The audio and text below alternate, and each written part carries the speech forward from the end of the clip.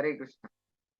तो चौथे स्कंद के फर्स्ट चैप्टर में हम स्वयंभू मनु एंड उनकी जो भी आगे की फैमिली डायनेस्टी है उसके बारे में हम समझ रहे हैं। स्वयंभू मनु, उनकी पत्नी शत्रुपा, जिनसे उन्हें 3 पुत्रियां होती हैं और 2 पुत्र।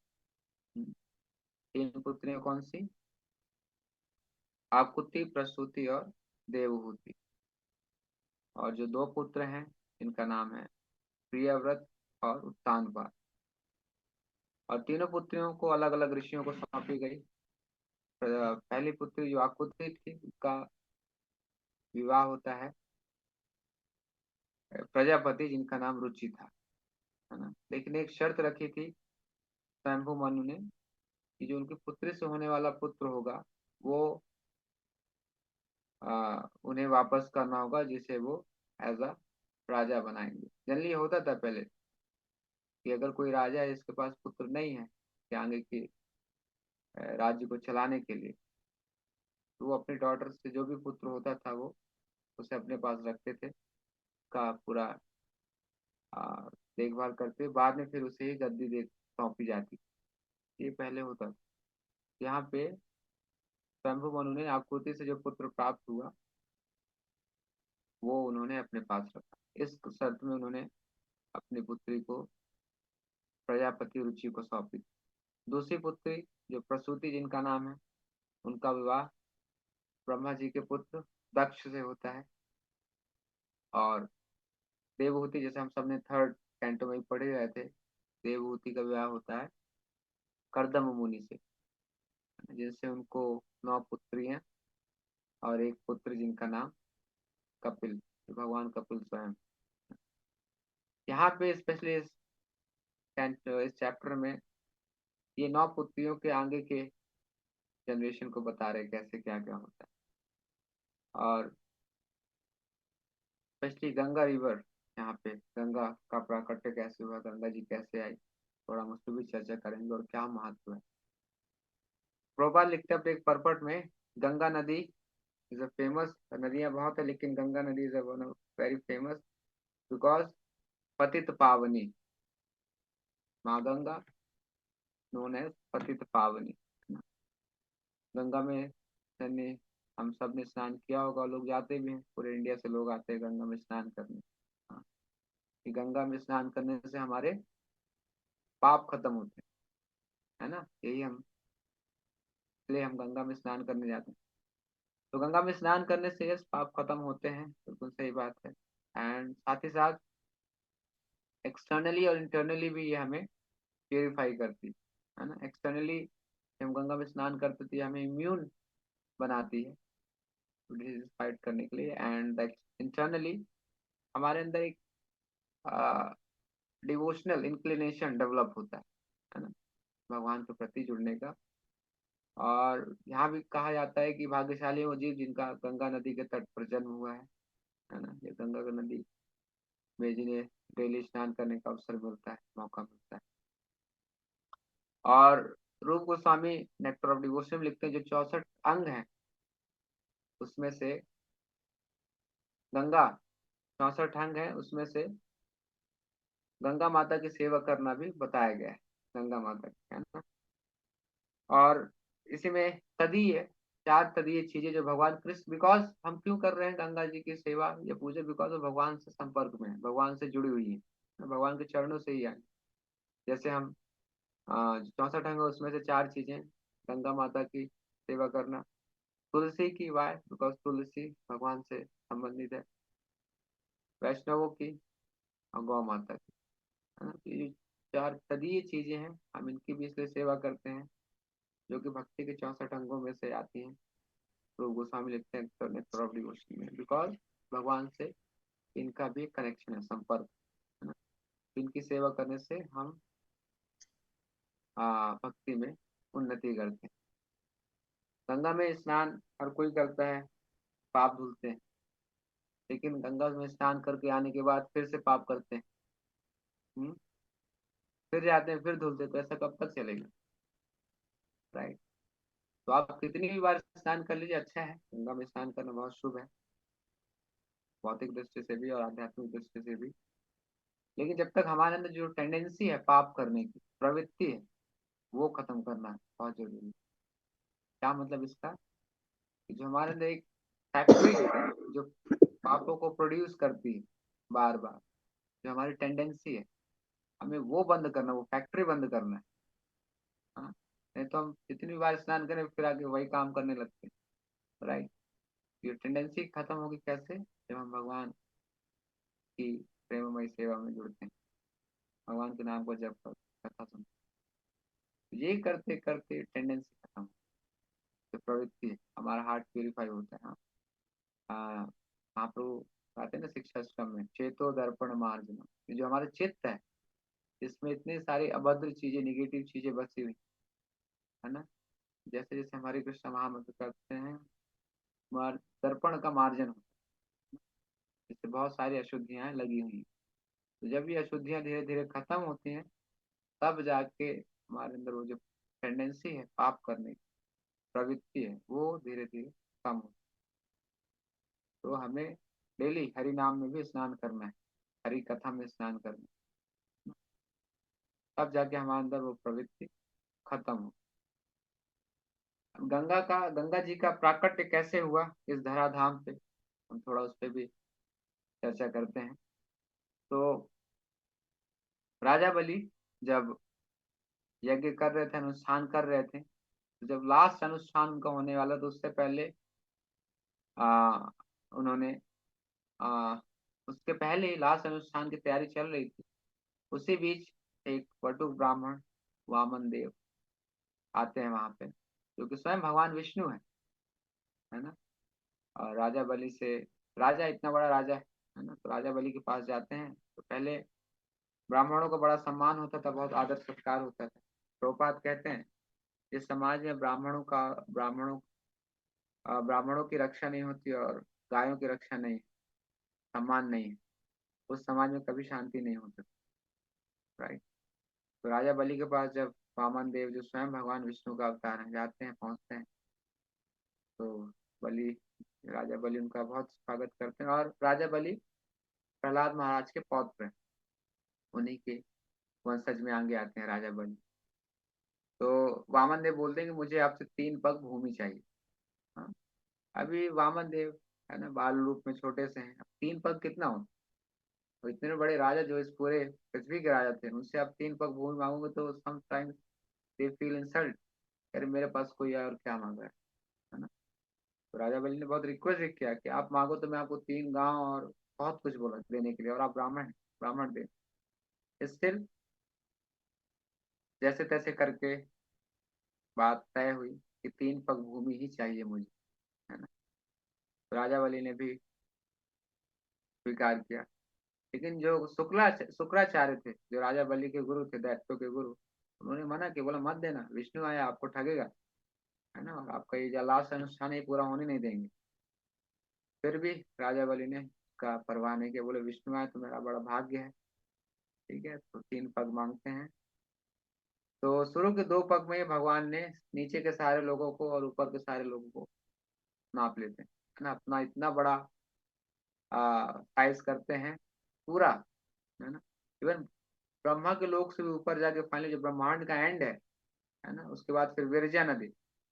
तो वामन देव के पैर का जो टो है, अंगूठा है, उस ब्रह्मांड को थोड़ा क्रॉस करता है, विरजा नदी टच करता है। तो उस जो थोड़े से, जो बीच थोड़ा सा होल हुआ था, वहां से विरजा नदी अंदर आती है ना। तो ये फिर गंगा का रूप लेती। तो एक कथा यहाँ पे ये है कि ऐसे गंगा आई। और दूसरी कथा है कि जो सगर महाराज के 60,000 पुत्र थे, है ना, जिन्होंने कपिल मुनि के प्रति अपराध किया था अनजाने में, और कपिल मुनि ने उन्हें आ, श्राप देके अग्नि में जला दिया था, भस्म कर दिया। तो भगीरथ महाराज अपने वंशजों के तर्पण के लिए, उनके उद्धार के लिए माता गंगा को बड़ी कठिन तपस्या के बाद बुलाए, है ना। उसमें भी जब गंगा जी नीचे आने को रेडी हुई धरती पे आने के लिए, तो उन्होंने दो कंडीशन रखी कि इसका वेग संभालना बहुत मुश्किल है, अगर आप नहीं संभाल पाएंगे तो पूरी पृथ्वी को भेद करते हुए नीचे के लोगों में चली जाएगी। तब फिर जाके शिव जी से प्रार्थना किया, शिव जी ने गंगा जी को अपनी जटा में धारण किया। एंड फिर उसके बाद सागर महाराज के 60,000 पुत्रों का गंगा नदी में तर्पण करने के बाद उनका उद्धार होता है। राइट। वैसे करके ये भी एक कथा है जो कि माँ गंगा के प्राकट्य के बारे में, और स्पेशली अगर आप में से कोई हरिद्वार ऋषिकेश गए होंगे होपफुली, और उसके ऊपर भी अगर आप में से किसी को मौका मिला होगा, गंगोत्री जहाँ से गंगा जी का उद्गम होता है, गंगोत्री से, है ना। रिसेंटली अभी महाराज की यात्रा थी जुलाई में, जून में, लास्ट ईयर 23। तो हम में से कुछ डिवोटीज को मौका मिला था जाने का, तो हम गए थे वहाँ ऊपर तक तो नहीं गए, बट फिर भी देखा वहाँ पे गंगा का कितना बड़ा प्रवाह है ना। और यस, बहुत ही प्योर प्योर एटमॉस्फेयर, बहुत ही फ्रेश।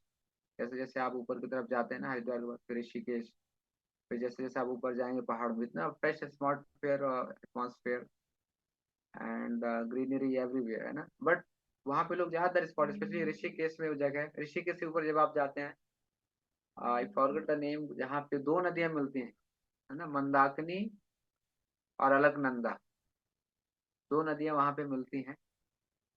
फिर वहां से गंगा बन के चलती है, दोनों अलग अलग डायरेक्शन से आती है, आपने शायद कभी देखा भी होगा ना। एक ग्रीनिश कलर की दिखती है और दूसरी थोड़ा सा मडी, है ना, ब्राउन कलर की, दोनों वहीं पे मिलती हैं, और फिर वहां से गंगा नदी आगे बहती है। करेक्ट।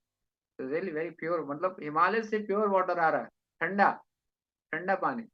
लेकिन यहाँ पे भगवान की देन है, प्रकृति दे रही तो वैल्यू नहीं है, वही बिस्लरी कम ठंडा पानी खरीदते हैं और बहुत ही कीमती समझते हैं, उसके ड्रॉप को हम अच्छे से यूटिलाइज करते हैं, है ना। इवन मेरे पास एक बॉटल भी था, तो यही वेदिका हिमालयन बिस्लरी वाटर मैंने लिया था, फिर खाली था, फिर मैंने वहाँ पे उसको भरा, फिर वीडियो बना के डिवोटीज को दिखाया, बोला ये असली हिमालयन वाटर है।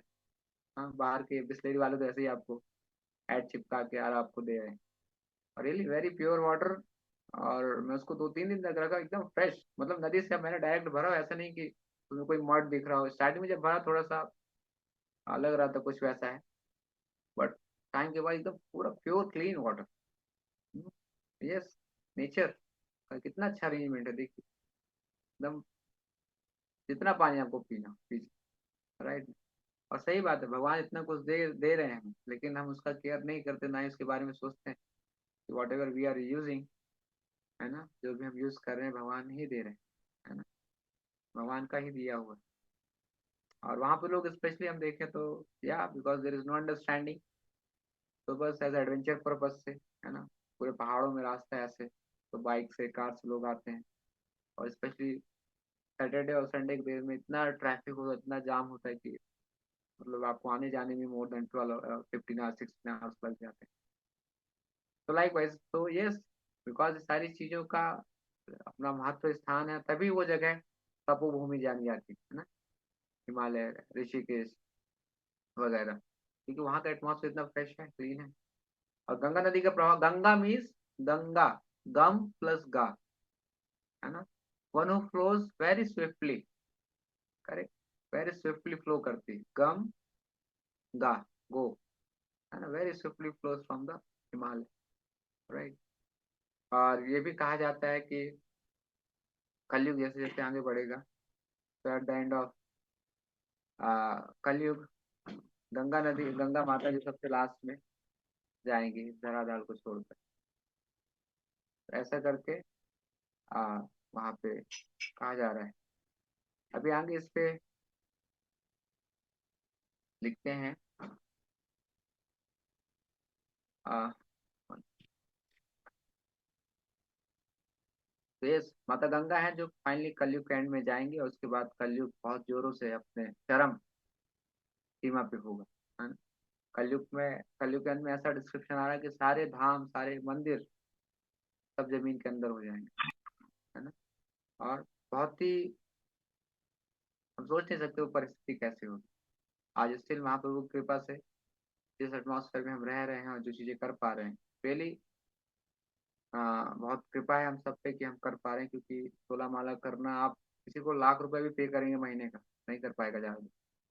राइट। हम सब पे महाप्रभु की कृपा है, प्रभुपाद जी का आशीर्वाद है कि हम सब कर पा रहे हैं। राइट। तो इसीलिए इस चीज़ को थोड़ा और हम गंभीरता से समझें, इसके महत्व को समझें। और रिसेंटली अभी 1-2 दिन पहले 46 एनिवर्सरी इस्कॉन जुहू का सेलिब्रेट किया गया। राइट। तो या बहुत अलग अलग जगह से प्रॉपर डिसाइपल्स आए थे। तो वहाँ पे यही देखने सुनने को मिल पा रहा था, समझ में आ रही कैसे प्रभुपाद की कृपा से इतना कुछ चीजें हो गई। आज पूरी दुनिया मानने को तैयार है कि प्रभुपाद ने सिंगल हैंडेड जो इतना बड़ा कार्य किया है, is not ordinary person. Right. Single handed पूरे वर्ल्ड में जो भक्ति का प्रचार किया, भगवद गीता का किया, इज नॉट ऑर्डिनरी। राइट। और एक प्रभुपाद डिसाइपल है, अगर आप सब जानते होंगे, हरिदास प्रभु, शायद सुना होगा, जो इस्कॉन टेलीविजन चलाते हैं। उनके बारे में जानने को मिला, बहुत इंटरेस्टिंग, आप सबको भी जरूर बहुत इंस्पिरेशन मिलेगा। तो उन्होंने बताया कि एक्चुअली जब वो छोटे थे तो जल्दी पिक पॉकेट, चोरी वगैरह करने वाला काम करते है ना, से कॉलोनी में घूमा करते थे और जहाँ मौका होता तो चोरी करते थे। राइट ना। और इवन उनको अपने माँ बाप का भी पता नहीं था, कि उनको अपना नाम भी नहीं पता था, मेरा नाम क्या, जल्दी लोग उनको आ, शेखर करके बुलाते थे। तो इन्होंने एक बार प्रभुपाद की घड़ी भी चुराई। राइट। प्रभुपाद की घड़ी भी चुराई। तो बोल भी रहे थे कि प्रभुपाद की घड़ी भी चुराई थी उन्होंने। लेकिन जब वो मंदिर आए थे और जब प्रभुपाद दीक्षा दे रहे थे, उनसे पूछा भी गया what are the 4 regulatory principles, वो पता नहीं था। फिर गिरिराज महाराज ने बताया, ईटिंग इंटॉक्सिकेशन, वैसा करके वहां से प्रभुपाद की कृपा मिली, शरण मिला। नाम नहीं पता था, नाम पूछा क्या नाम है, तो बोला कि मेरे को लोग कॉलोनी वाले शेखर बोलते हैं। तो गिरिराज महाराज ने बोला, प्रभुपाद जी व्हाई नॉट, हम इनका नाम हरिदास। प्रभुपाद ने बोला yes, Haridas, now your name is Haridas. Correct. देखिए वो सिचुएशन, हाँ, जहाँ पे सर के ऊपर छत नहीं, आसपास कोई केयर करने वाला नहीं, और ऐसी सिचुएशन, ऐसी जॉब में इंडल्ज थे, चोरी वगैरह, कब क्या हो जाए नहीं पता। इसका लाइफ होता है कितने दिन का क्या है, क्या आप कह सकते हैं। बट एक शुद्ध भक्त प्रभुपाद की कृपा से आज देखिए कौन में इतने बड़े मूवमेंट में, और आज इतना बड़ा सेवा देखने कर रहे हैं, नहीं सोचा था। देखिए शुद्ध भक्ति की कृपा। राइट ना। तो इसीलिए हम सब पे भी वो कृपा है और कृपा मिलती रहेगी। जो भी हमारे अभी प्रेजेंट आचार्य हैं, हम सबके मार्गदर्शन में रहें और पूरी उसी गंभीरता के साथ करते रहें, तो श्योर हम भी अपने जीवन में अच्छे से भक्ति में उन्नत कर पाएंगे। और कृष्ण कॉन्शियसनेस को जितना हम स्प्रेड करें, यही कहा गया है कि 3 इंटरनेशनल प्रोजेक्ट हैं प्रभुपाद के इस पूरे मूवमेंट में। पहला है मायापुर, जो कि इंटरनेशनल प्रोजेक्ट है। दूसरा है वृंदावन, और तीसरा है इस्कॉन जू। करेक्ट। एक्चुअली पूरे इंडिया में हेड ऑफिस है जो इस्कॉन का रजिस्टर्ड होता है, इस्कॉन जू है only head office. ISKCON Juhu is the head office. Right. तो प्रभुपाद डिसाइपल एक बोल रहे थे कि devotees are very fortunate those who are connected with ISKCON Juhu. Prabhupada की बहुत स्पेशल कृपा है, और प्रभुपाद की कृपा मिल रही है हम सबको। हमें उन सबका फायदा उठाते हुए हमें अभी प्रभुपाद को खुश करने के लिए, इंटरनेशनल प्रोजेक्ट है तो कुछ ऐसा करना भी है कि हर जगह से इस पे नजर आए, कुछ ऐसा यूनिक। राइट।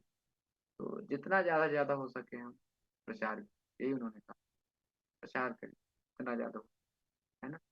प्रभुपाद ने अगर जिस चीज के लिए इच्छा की है और डिवोटीज ने प्रयास किए हैं, है ना, वो चीज होके ही रही है। ये भी कह रहे थे कि प्रभुपाद की इच्छा है, और यदि डिवोटीज ने प्रयास किया है तो वो सफल होता ही होता है। प्रभुपाद की इच्छा है कि मुंबई में प्रचार हो, मुंबई में प्रचार हो। प्रभुपाद चाहते हैं कि कौन जुहू जैसे मुंबई में 108 मंदिर चाहिए। राइट। अभी सुनने में लग रहा होगा कैसे पॉसिबल, बट यही है विश्वास, यही है श्रद्धा आचार्य से। आप जस्ट एक्सेप्ट करिए और प्रयास करिए जितना अपनी तरफ से हो सकता है, मार्गदर्शन में रहती, तब जाके ये कृपा मिलेगी और हम भी कुछ ऐसा कंट्रीब्यूशन दे सकेंगे इस महाप्रभु के मूवमेंट में। तब महाप्रभु हमसे कृपा करेंगे और हमें अपने पास बुलाएंगे। तो ये सब चीज़ों का अच्छे से लाभ उठाते हुए हम सबको बड़े ही गंभीरता से इन सब चीज़ों में आगे बढ़ना चाहिए, सुनना चाहिए, और चीज़ों का अच्छे से पालन करते हुए हमें दूसरों को भी इससे जोड़ना चाहिए। हरे कृष्ण। किसी का कोई प्रश्न?